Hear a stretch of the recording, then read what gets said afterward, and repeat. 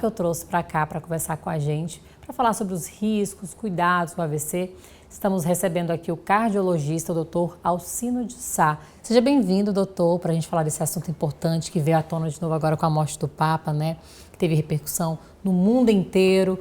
Até então ninguém sabia, né, qual era a causa da morte. Uma das causas foi o AVC. A gente pode começar falando sobre o que causa um AVC, por qual motivo a pessoa sofre esse tipo de problema. Boa tarde a todos, obrigado pelo convite, né? E até nisso o Papa Francisco ele foi caridoso.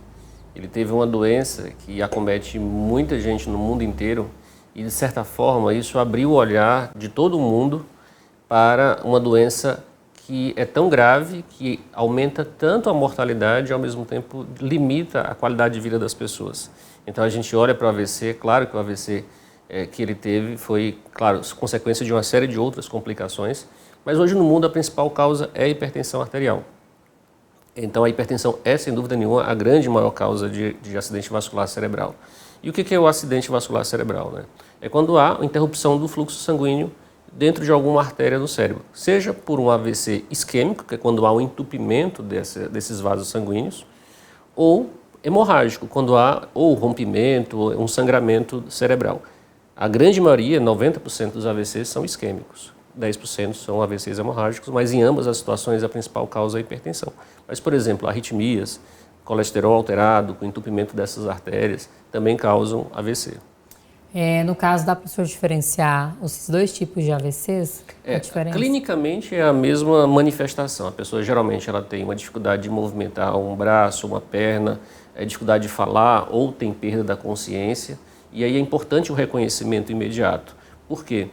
Porque quando você reconhece imediatamente e faz um exame naquele momento, uma tomografia, você tem um tempo aí em torno de 4 horas, 4 horas e meia para poder resolver. Se for um AVC isquêmico, você pode usar um medicamento que é um trombolítico, que inclusive é disponível na rede pública, nos hospitais, para que possa dissolver esse coágulo e a pessoa ter, ou não ter sequelas, boa parte das vezes acontece isso, ou ter as mínimas sequelas possíveis. Então, o reconhecimento do diagnóstico é muito importante para que a pessoa possa procurar imediatamente um tratamento rápido. Isso acontece quando a pessoa vai procurar emergência, né? E quando ela tem essa informação de que foi um AVC e agir rápido, exatamente, não fica com sequelas. O diagnóstico ele é clínico. A tomografia ela vai nos diferenciar, e é obrigatório que seja feita, para diferenciar se é isquêmico ou se é hemorrágico. Então, mas no momento que a pessoa sente esses sintomas, a fala altera, tem alteração no raciocínio ou tem dificuldade de movimentar algum membro, é importante que ela procure imediatamente o auxílio médico. No caso do Papa, né, vários problemas de saúde ocasionaram, né, esse AVC.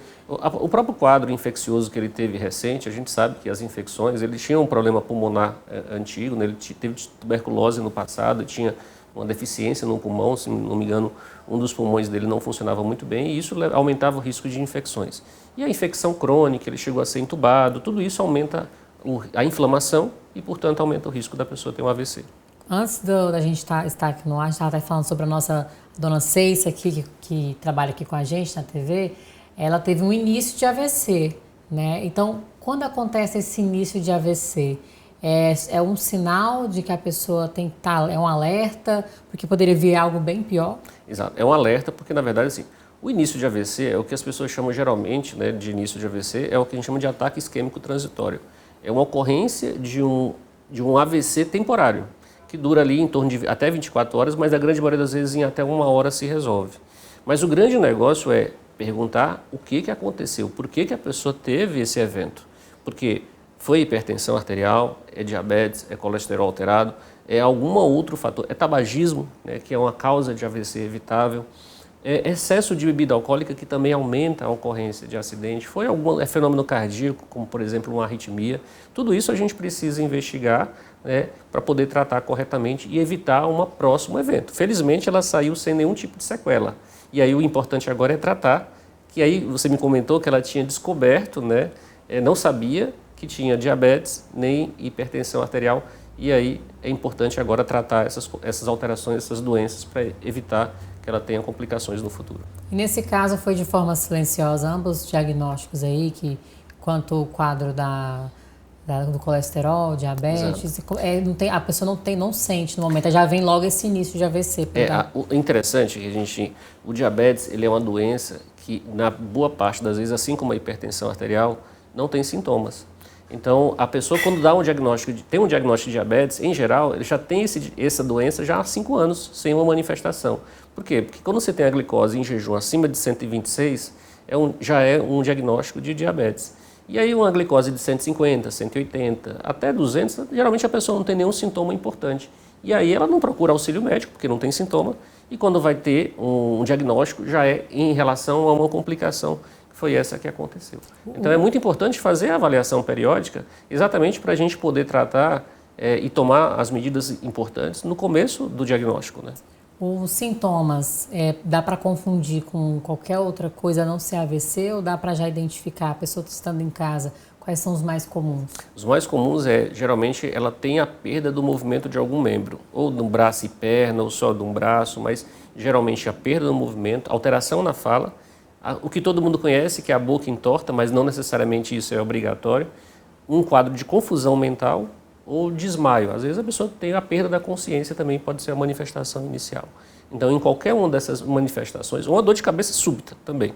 Em alguns casos você tem uma dor de cabeça intensa, súbita, e aí em qualquer uma dessas situações é importante o auxílio médico imediato. Tudo que dói demais tem que buscar atendimento, né? As pessoas ficam insistindo, vou tomar aqui um remédio para dor da coluna, para dor no braço, né? Exatamente. E no caso, especialmente do infarto e do AVC, tempo significa muita saúde. Quanto mais cedo a gente procurar numa doença aguda como essa, mais cedo a gente trata e a gente consegue salvar vidas a partir do tratamento mais precoce. O AVC, quando a gente fala, imagina que acontece somente com pessoas mais velhas, né? Os jovens também estão sendo acometidos. Sim. Primeiro, existem AVCs, por exemplo, aneurisma cerebral, hemorragia subaracnoide, são doenças, nomes estranhos, mas que podem acometer pacientes mais jovens, geralmente a ruptura de uma artéria no cérebro, ou má formação arteriovenosa, né, que é o que a gente chama. Mas são nomes muito complicados. O que importa é que a doença cardiovascular, os AVCs, estão acontecendo em pacientes mais jovens, em especial porque também nós estamos piorando o nosso estilo de vida. A nossa alimentação piorou, o nosso estilo de vida piorou e com isso aumentou obesidade, diabetes, hipertensão, obesidade visceral. Isso tudo são fatores de risco para o AVC.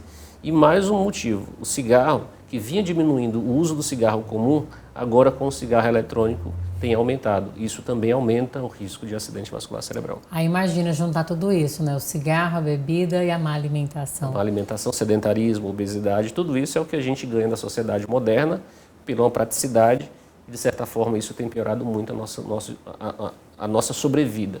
Estamos vivendo mais às custas de outras coisas, por exemplo, de vacinas, de diagnósticos precoces, tratamentos para cânceres, mas ao mesmo tempo estamos piorando muito o nosso estilo de vida. O senhor tem um dado, assim, mais ou menos, de pessoas que, seus pacientes que sofreram AVC são muitos? Olha, felizmente, quando a gente faz o tratamento precoce, dá um diagnóstico precoce, e em especial no caso da hipertensão, a gente diminui muito a chance da pessoa ter um AVC.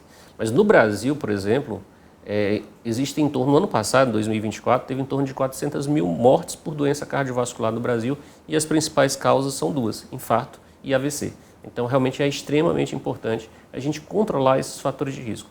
Eu sempre digo que todo mundo é mortal, a gente vai viver. O problema é que a gente não pode ter a sua vida abreviada. Por exemplo, quando a gente trata a hipertensão, a cada 10 dias de tratamento correto da hipertensão arterial, a gente ganha um dia de vida. Então, a gente vai em um dia perecer, mas é importante que a gente viva cada vez mais, com mais qualidade de vida e vivendo mais e melhor. Até porque, além de você ter o diagnóstico, se não tratar direito, vai chegar a óbito, né? Se não tratar direito também, é importante o diagnóstico e é importante o tratamento. Saber que você tem a doença, por exemplo, no caso da hipertensão, ter o remédio disponível e o remédio ficar ali na prateleira e não tomar, não faz sentido. E é o que a gente vê muitas vezes, a pessoa não toma, esquece, não dá a devida atenção e às vezes vem a consequência mais grave, que é um AVC e com dificuldades de locomoção, de comunicação ou mesmo até mesmo retirar a vida da pessoa, porque o AVC realmente mata muito no Brasil. E aí, tarde demais. Doutor, prazer receber o senhor aqui. Quero receber mais vezes. Fique à vontade para aparecer, para falar sobre saúde, que é muito importante. Tenho certeza que quem está assistindo deu para dar um puxãozinho de orelha, né? E se o senhor tiver redes sociais onde o senhor fale mais sobre o assunto e outros casos também, fique à vontade. Eu sempre falo muito nas redes sociais sobre as doenças cardiovasculares, porque na verdade a gente não tem que pregar doença, a gente tem que falar de saúde. O que nós queremos é viver mais e melhor. E falar de doença é importante, dá muito Ibope, dá, é verdade. Mas falar de saúde, como que a gente consegue a saúde, isso é mais importante. Como que a gente deve evitar ter doença e buscar um estilo de vida saudável e qual o caminho para isso. Quem quiser me acompanhar, acompanhe nas redes sociais, é @alcino.sá. E eu agradeço muito ao convite e estou sempre disponível para falar sobre saúde cardiovascular.